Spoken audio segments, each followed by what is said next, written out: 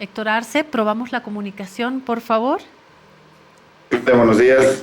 Buen día. Saludarla. Héctor, ¿qué tal? Héctor Arce, gracias por estos minutos acá en el Piedra, Papel y Tinta. Vamos a probar la conexión también con una de los integrantes de CELAC, Silvina Romano. Probamos también la comunicación.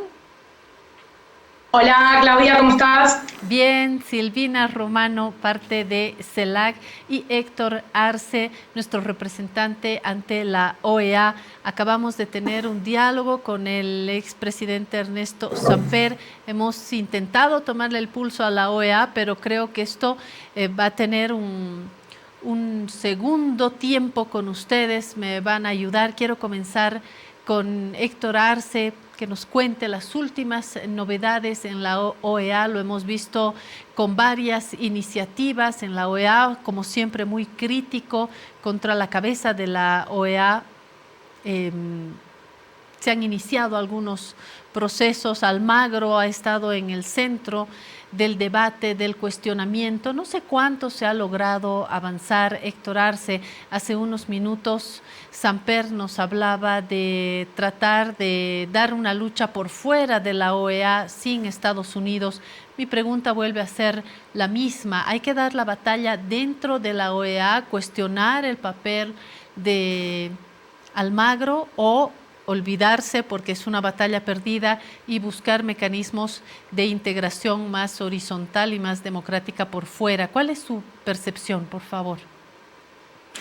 Gracias, Claudia. Muchísimas gracias por la oportunidad de contar un poco lo que está pasando. Empecemos haciendo un análisis. Yo creo que nuestro gobierno, el gobierno del presidente Arce, tardó un poco en poner una representación ante la Organización de los Estados Americanos. Recién nosotros llegamos a finales del mes de junio, empezamos nuestra labor el 1 de julio, y creo que este tiempo transcurrido entre noviembre del año 2020 y julio del año 2021 fue de alguna manera un tiempo perdido en el que no se escuchó la voz de Bolivia. Varios países asumieron defensa en nombre de Bolivia, es el caso de México, es el caso de la Argentina, pero cuando finalmente nosotros llegamos, tuvimos una posición muy clara y muy contundente ante el secretario general, el señor Luis Almagro Lemes, pero también ante todos los países que conforman la Organización de los Estados Americanos. Nosotros no presentamos cartas credenciales, no consideré que sea correcto el acercarme y presentarle la credencial del presidente Arce a una persona que había causado un quiebre constitucional en nuestro país, un verdadero golpe de Estado, que una persona que no estaba en la línea de sucesión constitucional se haga de la presidencia. Yo preferí mandarlo por correspondencia, y sí nos presentamos ante el Consejo Permanente el día 14 de julio y tuvimos una presentación por primera vez muy reveladora de lo que había ocurrido realmente en Bolivia el año 2019, en las elecciones del año 2019. Esta presentación generó una reacción airada, incómoda, molesta, de nerviosismo y preocupación del señor Almagro, que recordará Claudia, incluso llegó a ofrecer un minuto de silencio por las víctimas de Sacaba y Sencata, lo cual nos pareció una impostura, y lo dijimos así. Tomamos la palabra en 3 oportunidades posteriormente a este hecho y calificamos este hecho de una impostura y al señor Almagro de un verdadero impostor. Esta situación generó un cambio en la realidad, porque empezaron a ver el caso boliviano. Nosotros hemos tenido reuniones con todos los embajadores que conforman la Organización de los Estados Americanos en sus diferentes grupos, el grupo de Aladi, el grupo del SICA, Centroamérica, y el grupo del CARICOM, que conforma el Caribe, pero también con Estados Unidos y el Canadá. Que nosotros hemos explicado absolutamente a todos la verdad de lo que ha ocurrido. Y ha sido una labor verdaderamente quijotesca, verdaderamente difícil.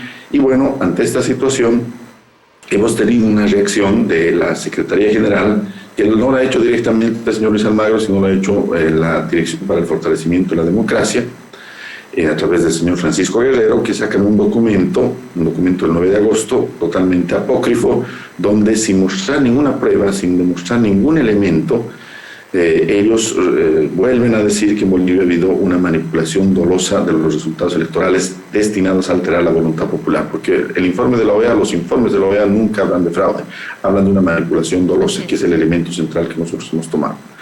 Ante esto, nosotros pedimos un consejo permanente que realmente fue revelador, fue histórico, yo consideraría, donde estuvo presente el canciller Eugenio Maita y estuvo presente el ministro de Justicia, el doctor Iván Lima.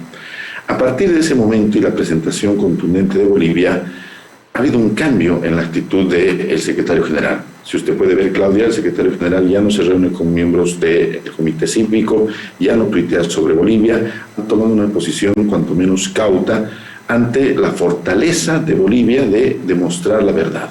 Y el hecho más importante se ha llevado adelante hace un mes exactamente, cuando nosotros hemos llevado adelante un evento académico, hemos reinaugurado prácticamente las instalaciones de la Organización de los Estados Americanos en el propio Salón de las Américas.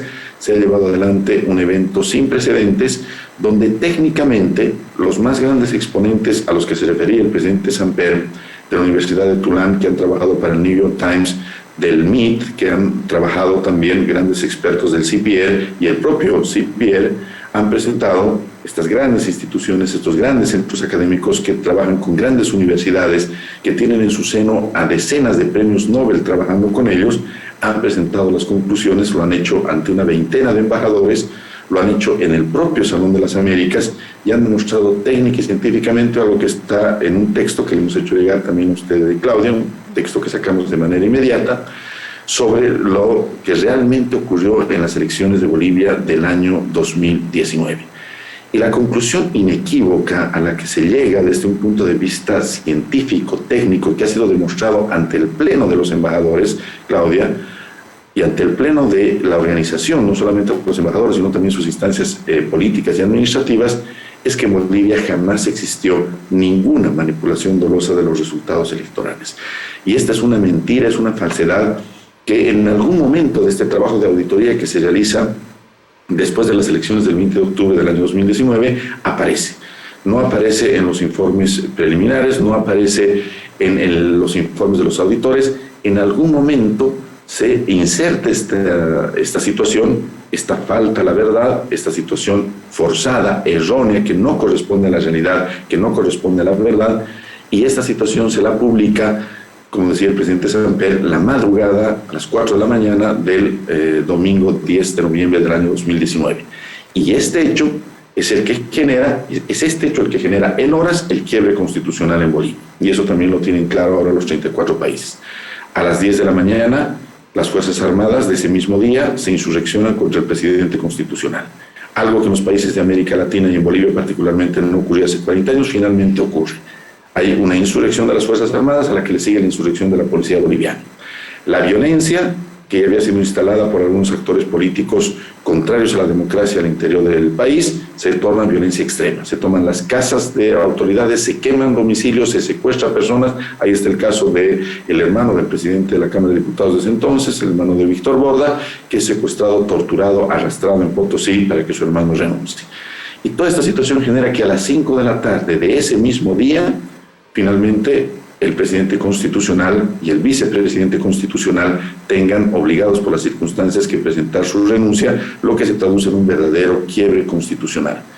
2 días más tarde se da lo que decía el presidente Samper, la salida del presidente Evo Morales para salvar su vida, una salida en la que muchos actores internacionales participan, incluido el presidente Samper, varios presidentes, varios gobiernos trabajan para salvarle la vida al presidente Evo Morales. Y bueno, sobre eso, el 12 de noviembre, 2 días después del informe de la OEA, una persona, reitero, que no estaba en la línea de sucesión constitucional, se hace del poder en base al uso de la fuerza. 2 días más tarde dicta un histórico decreto supremo de la muerte, el decreto 1478, y al día siguiente se da la primera masacre, cuyo segundo aniversario hemos lamentado hace algunos días. La masacre de Sacaba, y 4 días más tarde la masacre de Sencata. Masacres que terminan con la vida de 38 personas, masacres que simbolizan ejecuciones sumarias en la voz del grupo interdisciplinario de expertos independientes que trabajó en Bolivia, el GEI Bolivia, y que reportan la mayor violación a los derechos humanos que jamás se haya vivido en democracia y jamás se haya vivido en los últimos años en nuestros países. Todo esto, toda esta situación, aprovechada por la derecha boliviana y aprovechada por quienes hicieron el poder en base a la fuerza, tuvo un epicentro. Una información falsa, porque así se demostró después en este evento, y así lo ha demostrado la lógica y la razón, y así lo tienen en conciencia y en presencia todos los representantes de los estados y todo el mundo en general. Se basó en un hecho falso. En Bolivia jamás hubo una manipulación de datos informáticos, jamás hubo una alteración de la voluntad popular, jamás hubo ningún dolo. Y aquí con esto termino, Claudia, pidiéndole perdón por lo extenso, pero creo que hay un tema que es muy importante mencionar. Gracias. Cuando se comete un delito, estamos hablando de un hecho, ¿no es cierto?, que tiene personas, que tiene circunstancias, que pueden ser narradas, que pueden ser entendidas. Aquí el señor Carlos Mesa, muchos actores políticos, en sintonía con lo que dijo el señor Almagro, dijeron que ha habido un gigantesco fraude electoral. ¿Dónde está ese gigantesco fraude electoral 2 años después? De esos 2 años han tenido 1 año prácticamente ellos el gobierno, han sometido a instituciones como la Procuraduría General del Estado, el Ministerio Público, a sus fines. ¿Y dónde está la mínima teoría del caso? ¿Quién hizo un supuesto fraude electoral? ¿Dónde se hizo? ¿Cómo se hizo? Finalmente, ¿cuántos votos se movieron de un lado a otro lado?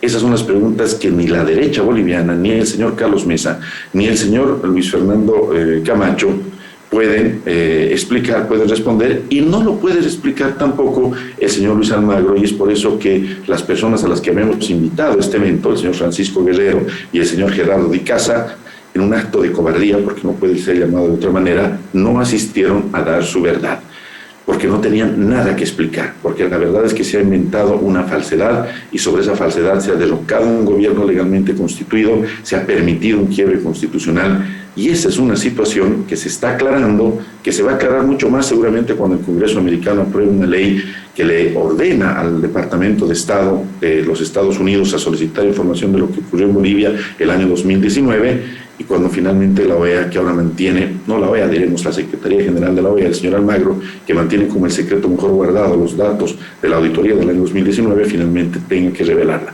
Y esta es una tarea quizá de mediano aliento, quizá no tengamos resultados el próximo mes, pero tarde o temprano esta verdad que ya ha salido se ha de imponer y la justicia tendrá que llegar, porque Bolivia jamás, Claudia, puede quedarse callada ante la gravedad de los hechos que han ocurrido. Uh-huh.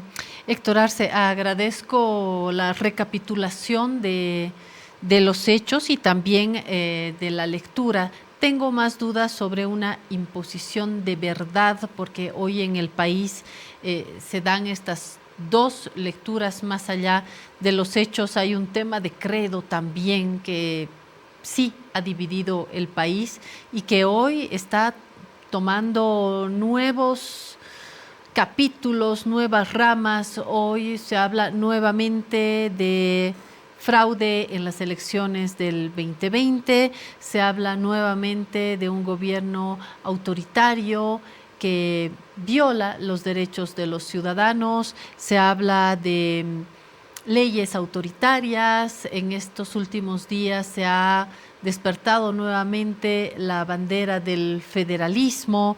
Quisiera pedirle a Silvina Romano, del Centro Estratégico Latinoamericano de Geopolítica, que nos ayude con una mirada de análisis político. Creo que Héctor nos ayuda a hilar nuevamente estos hechos, a volver a contar y a ratificar su lectura, que es la lectura de un pedazo importante del país, pero hay otro pedazo también importante en el país que se sigue aferrando a la narrativa del fraude, de los fraudes, de la crisis institucional y de nuevamente de un recuperar la democracia. Así está el país. Silvina, ¿cuál es la lectura desde sus lentes analíticos en el país?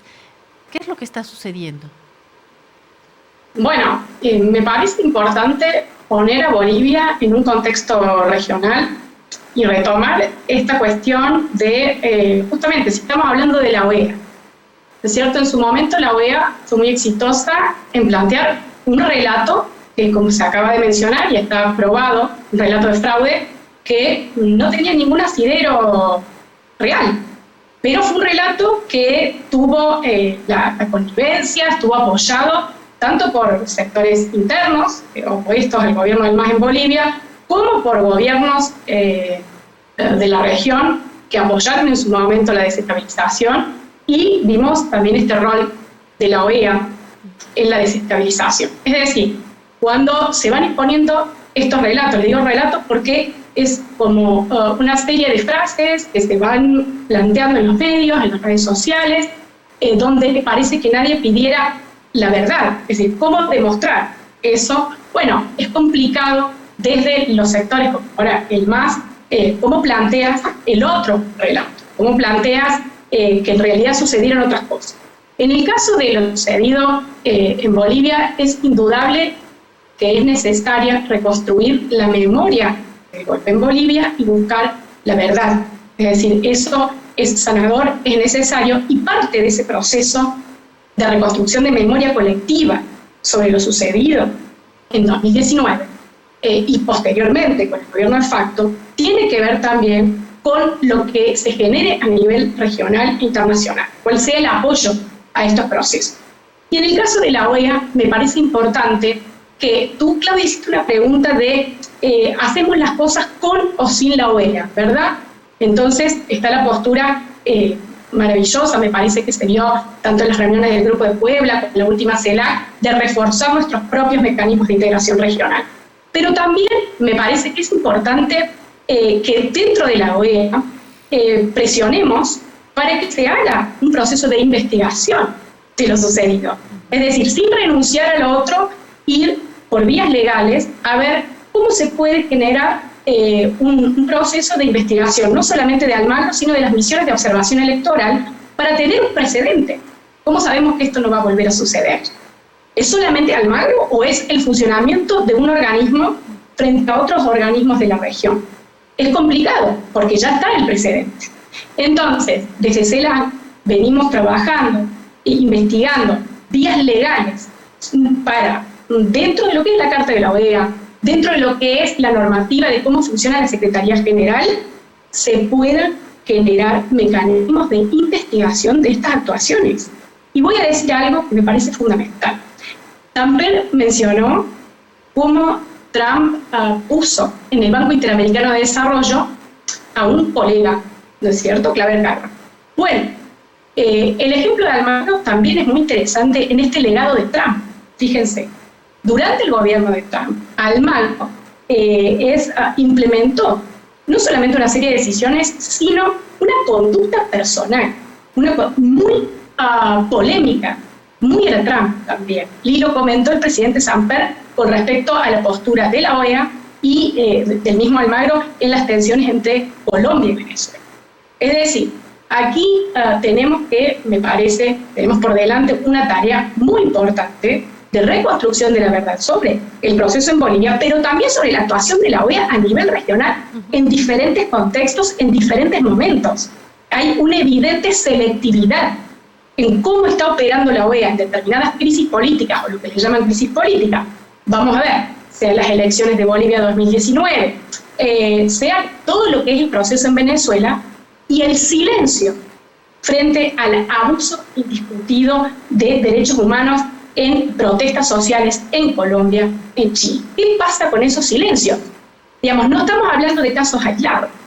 Y eso se hace bastante evidente, como dijeron recién, no solamente para gobiernos afines, en este caso a Bolivia, sino para organismos a nivel internacional de máxima seriedad, hasta la Universidad de Harvard, hasta la Internacional Progresista, el CPR, que es el Centro para Estudios Políticos y Económicos de Estados Unidos. Es decir, tenemos mucha evidencia. ¿Cómo vamos a hacer desde la región para organizarnos y generar una presión dentro de la legalidad para que esto no quede en el olvido y que no se personalice? No se trata solamente de Almagro. Se trata de un organismo que está teniendo injerencia a nivel político y, por supuesto, que entonces a nivel económico y social en nuestra región. Entonces, ¿qué pasa? ¿Cómo vamos a operar desde la región para no dejar que esto, se diluya y entonces esperemos a una nueva Secretaría General? Hay mecanismos que tendría que verse la posibilidad de, a través, por ejemplo, del Consejo Permanente, que se abra una investigación, o a través de la Asamblea y el Consejo Permanente, que se busque la manera de modificar ciertas normas que permitan una auditoría del trabajo de las misiones de observación electoral. Porque eso es lo que está en duda. Entonces, me parece que cuando hablamos de la situación de Bolivia hoy, si no se puede esclarecer lo sucedido en 2019, si no llegamos a esa reconstrucción de la memoria colectiva, si no generamos este respeto por la verdad de lo sucedido, es muy difícil que, esos pilares sobre los que se construye la democracia, el Estado de Derecho, sean fuertes. Tenemos que fortalecer. Y esta es una mano. Creo que Silvina pone un argumento de mucho peso, y es que va más allá, Héctor Arce, de la persona. Almagro, muy bueno, muy malo, es una persona y no puede mover únicamente fichas personales. Hay un aval detrás de él y creo que no podemos quedarnos con él. Fíjense, Almagro ya no dice, Almagro ya no tuitea, cuando en verdad queda pendiente para una verdad que tenga que ser firmada por todos, pensando sobre todo en un futuro de las acciones de la OEA en nuestro país y en la región. ¿Cuál es su percepción y sus esperanzas a futuro, Héctor Arce? Sí. Yo converjo en muchos de los temas que ha afirmado Silvina, los suscribo plenamente. Yo creo que no se tiene que abandonar la OEA. La OEA es el organismo de integración más antiguo del mundo, si bien formalmente surge el año 48, después de la Segunda Guerra Mundial, como surgió también la Organización de Naciones Unidas en reemplazo de la Liga de las Naciones. Tiene un antecedente que viene desde el siglo antepasado, desde el año 1891, cuando se forma la primera intención de construir un sistema de integración en el continente americano.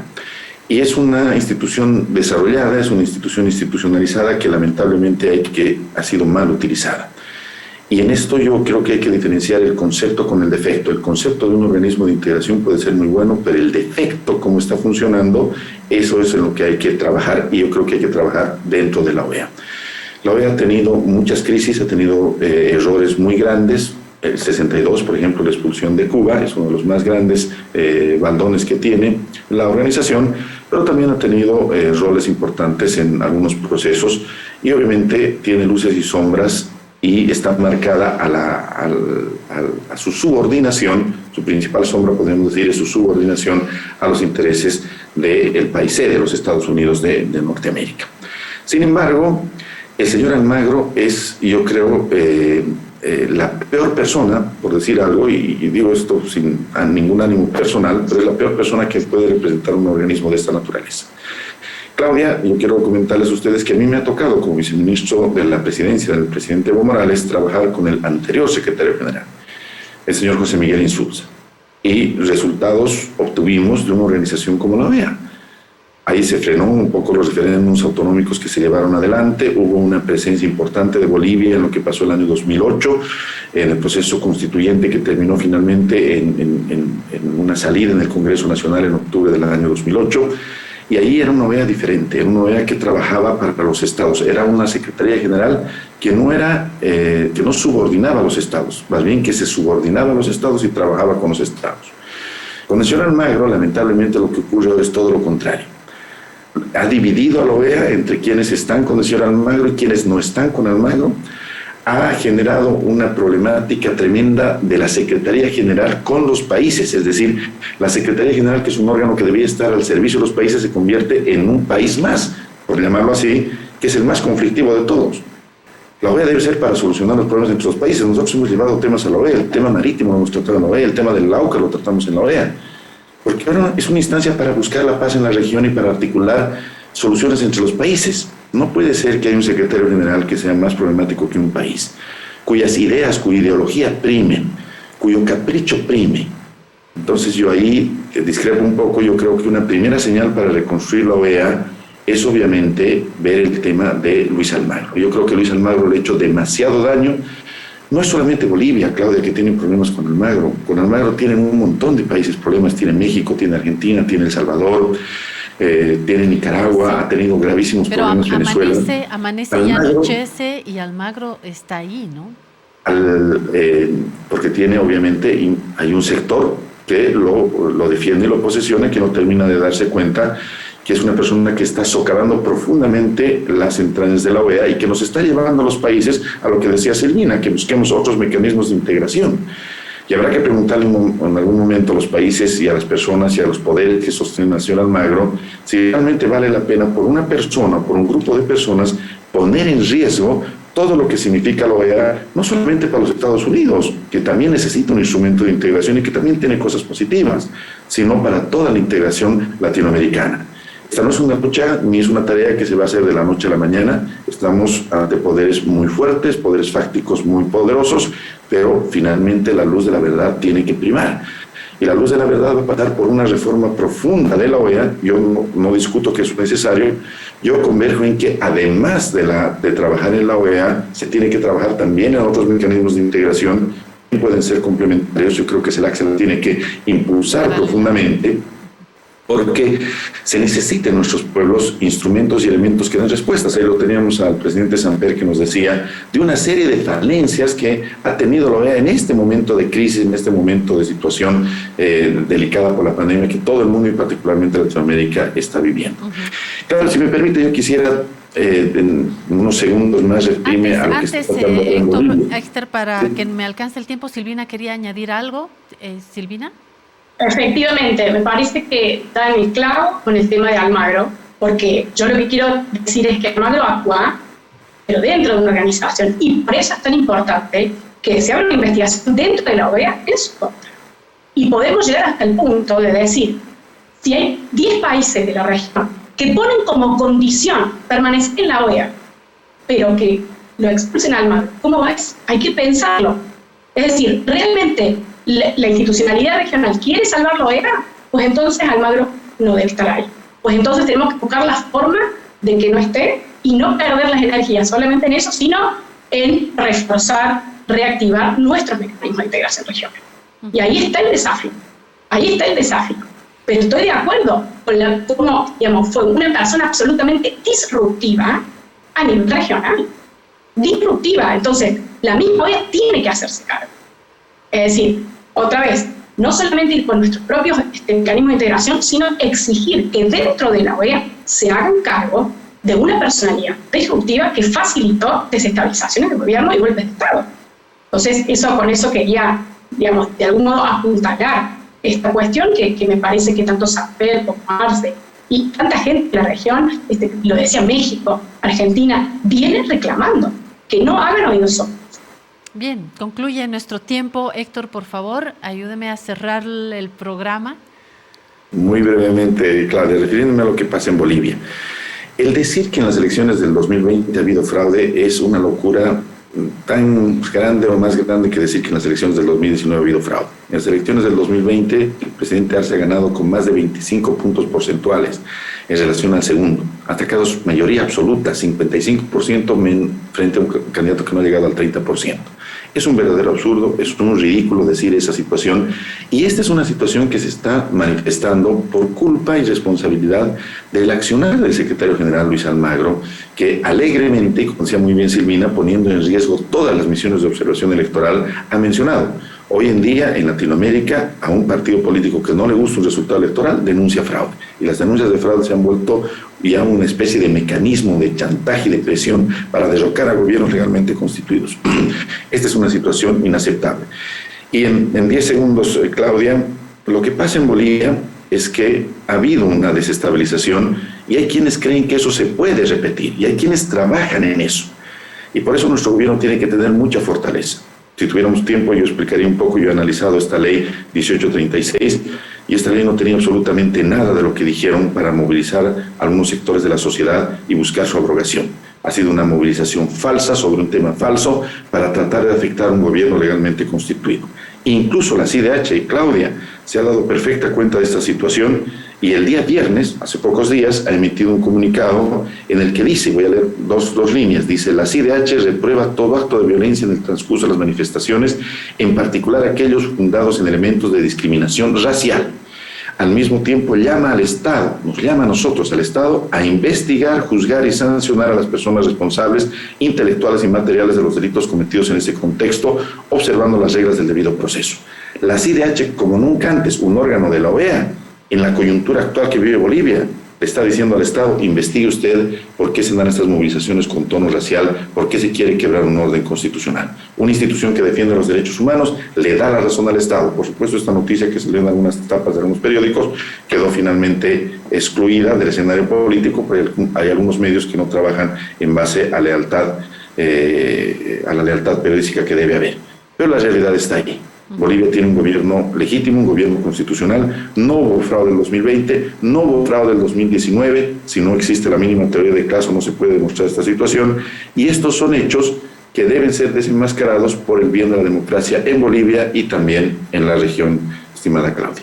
Acaba de abrir otro tema que nos invita a otro debate y es los medios de comunicación también en crisis también y merecen una cirugía también. Merecemos una cirugía también. Gracias, Héctor Arce, embajador de Bolivia ante la OEA, y gracias a Silvina Romano, parte del Consejo Ejecutivo de CELAC, que nos ayuda a mirar y comprender la región. Esperemos volver a sentarnos para seguir con estos temas que seguramente van a dar nuevos capítulos. Les agradezco por el tiempo y el análisis. Muchísimas gracias.